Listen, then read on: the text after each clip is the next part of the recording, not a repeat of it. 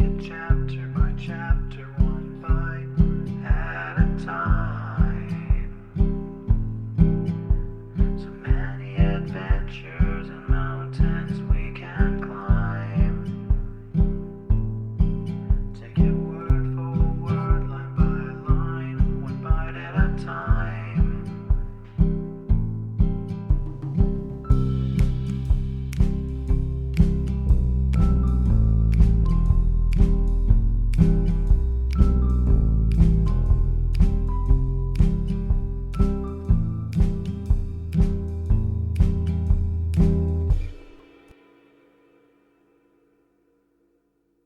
Welcome to Bite at a Time Books, where we read you your favorite classics one bite at a time. My name is Brie Carlisle, and I love to read, and wanted to share my passion with listeners like you. If you want to know what's coming next and vote on upcoming books, sign up for our newsletter at biteatatimebooks.com. You'll also find our new t-shirts in the shop, including podcast shirts and quote shirts from your favorite classic novels. Be sure to follow my show on your favorite podcast platform so you get all the new episodes. You can find most of our links in the show notes. But also our website, biteatatimebooks.com, includes all of the links for our show, including to our Patreon to support the show, and YouTube, where we have special behind the narration of the episodes. We're part of the Bite at a Time Books Productions Network. If you'd also like to hear what inspired your favorite classic authors to write their novels, and what was going on in the world at the time, check out the Bite at a Time Books Behind the Story podcast, wherever you listen to podcasts. Please note, while we try to keep the text as close to the original as possible, some words have been changed to honor the marginalized communities who've identified the words as harmful, and to stay in alignment with Bite at a Time Books' brand values. Today we'll be continuing Les Miserables by Victor Hugo.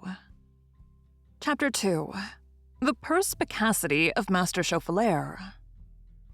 From the town hall, he betook himself to the extremity of the town, to a Fleming named Master Chauffeler, French Chauffeler who let out horses and cabriolets as desired. In order to reach this Chauffeler, the shortest way was to take the little frequented street, in which was situated the parsonage of the parish in which Monsieur Madeleine resided. The curé was, it was said, a worthy, respectable, and sensible man. At the moment when Monsieur Madeleine arrived in front of the parsonage, there was but one passer-by in the street, and this person noticed this. After the mayor had passed the priest's house, he halted, stood motionless, then turned about and retraced his steps to the door of the parsonage, which had an iron knocker. He laid his hand quickly on the knocker and lifted it. Then he paused again and stopped short, as though in thought. And after the lapse of a few seconds, instead of allowing the knocker to fall abruptly, he placed it gently and resumed his way with a sort of haste, which had not been apparent previously. Monsieur Madeleine found Master Chauffeler at home, engaged in stitching a harness over. "Master Chauffeler," he inquired, "have you a good horse?"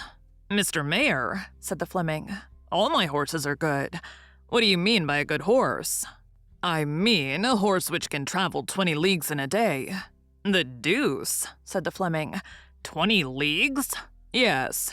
Hitched to a cabriolet? Yes.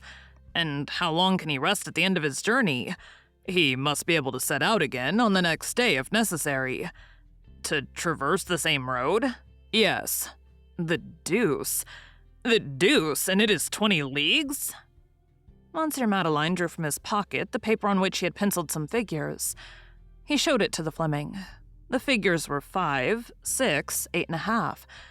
You see, he said. Total 19.5. As well say 20 leagues. Mr. Mayor, returned the Fleming, I have just what you want.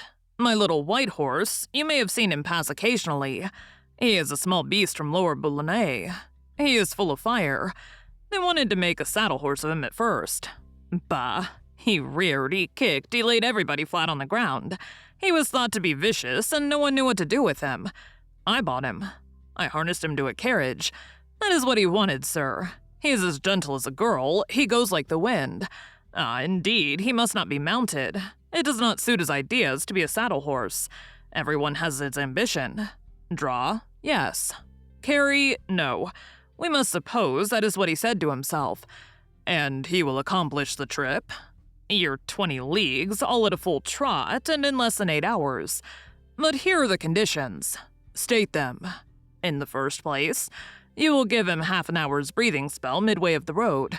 He will eat, and someone must be by while he's eating to prevent the stable boy of the inn from stealing his oats. For I've noticed that in inns, the oats are more often drunk by the stablemen than eaten by the horses. Someone will be by. In the second place, is the cabriolet for Monsieur le Maire? Yes. Does Monsieur le Maire know how to drive? Yes. Well, Monsieur le Maire will travel alone and without baggage in order not to overload the horse. Agreed. But as Monsieur le Maire will have no one with him, he'll be obliged to take trouble himself of seeing that the oats are not stolen. That is understood. I am to have 30 francs a day. The days of rest to be paid for also.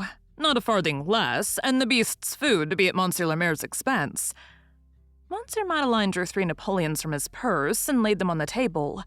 Here is the pay for 2 days in advance. Fourthly, for such a journey a cabriolet would be too heavy and would fatigue the horse. Monsieur le Maire must consent to travel in a little tilbury that I own.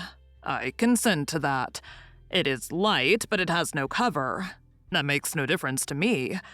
Has Monsieur le Maire reflected that we are in the middle of winter? Monsieur Madeleine did not reply. The Fleming resumed. That it is very cold? Monsieur Madeleine preserved silence.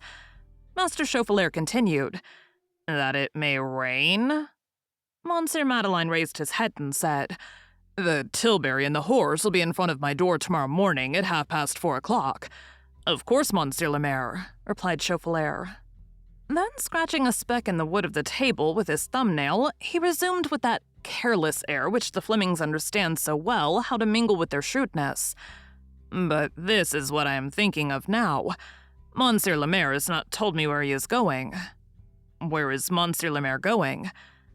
He had been thinking of nothing else since the beginning of the conversation, but he did not know why he had not dared to put the question. Are your horses' forelegs good? Said Monsieur Madeleine. Yes, Monsieur le Maire.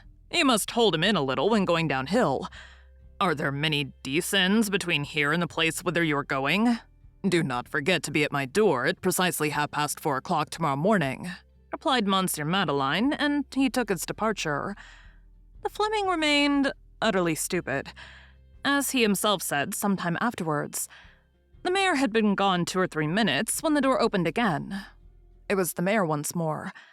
He still wore the same impassive and preoccupied air. Monsieur Chauffeler, said he, at what sum do you estimate the value of the horse and tilbury which you are to let me? The one bearing the other. The one dragging the other, Monsieur le Maire, said the Fleming with a broad smile. So be it. Well, does Monsieur le Maire wish to purchase them or me? No, but I wish to guarantee you in any case. You shall give me back the sum at my return. At what value do you estimate your horse and cabriolet? 500 francs, Monsieur le Maire. Here it is.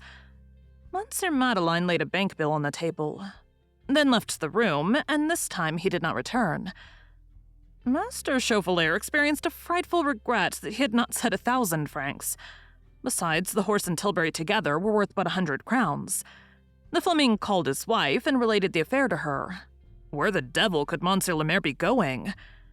They held counsel together. He is going to Paris, said the wife. I don't believe it, said the husband. Monsieur Madeleine had forgotten the paper with the figures on it, and it lay on the chimney-piece. The Fleming picked it up and studied it.